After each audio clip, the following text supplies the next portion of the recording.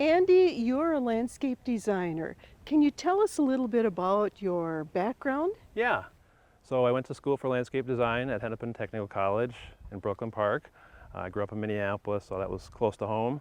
A little bit of schooling at the University of Minnesota in landscape architecture. I've been doing this for about 27 years, 13 years with Abrahamson Nurseries. It's an interesting job. It makes for some long hours during the summer. How do you start helping a customer when they come in and say, I want to do a project?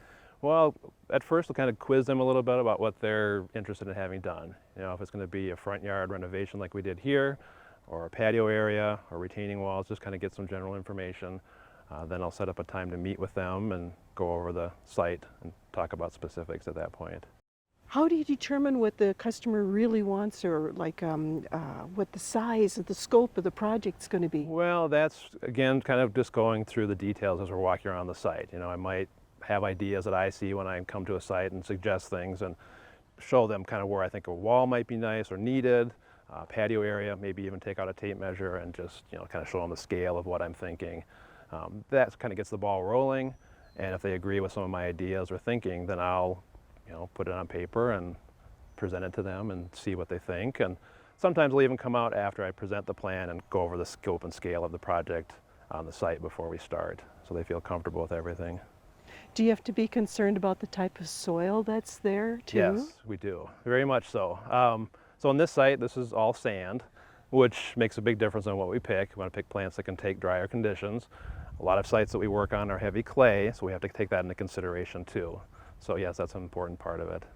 How do you come up with a game plan as to what you want to plant and where, or do you work with the homeowner to decide on that? Well, I can. You know, sometimes most homeowners come up to me and they have no idea what would grow well or what plants are going to do well in their site. So I generally come up with a scheme, and it'll be based on my initial visit with the homeowners to say if they like certain colors or certain plants or don't like certain plants.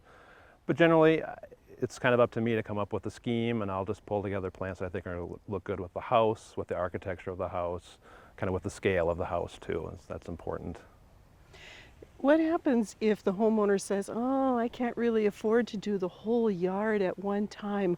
How do you handle that? Well, then we talk about maybe phasing it in if that's something that they want to do. And we'll talk about logical points where we can start and stop our work as for phase one, and then maybe work on phase two, and then, you know, talk to them about that budget, what that might involve, and see if they want to go that route. That's a great idea. Do you incorporate both trees, shrubs, and perennials into your plantings usually? If there's enough room for trees, trees are sometimes tricky because some sites there's not enough room to put a tree in, so it just doesn't fit. But certainly perennials are important because we get a lot of flower color from perennials, and then shrubs are a good plant to have as a base, but also add some flower color as well. What are some of the priorities or things that you have to take into consideration for coming up with a planting? Well, so I'll take into account, if I'm looking at the house, I'll take into account window heights. You know, I don't want to have a plant that's going to be too tall in front of a window. Again, the architecture of the house. You know, sometimes a house will lend itself to having a tree off the corner, so that would be a good place to put it. You know, a taller feature maybe.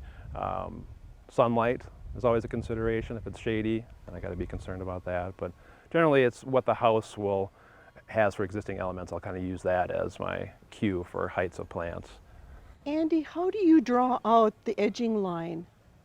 Well, it's sort of a creative process where I'll maybe, like with this situation here, I had a curved deck that they had installed, so that helped me with sort of creating a nice bold line to kind of mimic that or follow that line. And they also had some existing plantings that I used to work around there. But generally try to have it so it's a nice, easy line that has some nice definition to it, so that makes it stand out in the landscape. Bold lines are always the best in landscaping. Then do you use fabric underneath the mulch too? We don't. We find that when we put down 3 to 4 inches of mulch, that's adequate to suppress any weed seeds. If you do fabric and mulch, it's kind of redundant. So we find that we just have good luck with just the mulch. Something like with the Dry Creek area, we did put fabric under that just to keep weeds from coming up in the rock, because that gets to be a little messy if we don't have anything under rock. What kind of mulch did you use here? So this is a stained mulch. It's called dark brown, and that's our most popular mulch that we put in because the plant colors tend to pop against it. It looks nice with most any house, so I find it to be a nice color to use.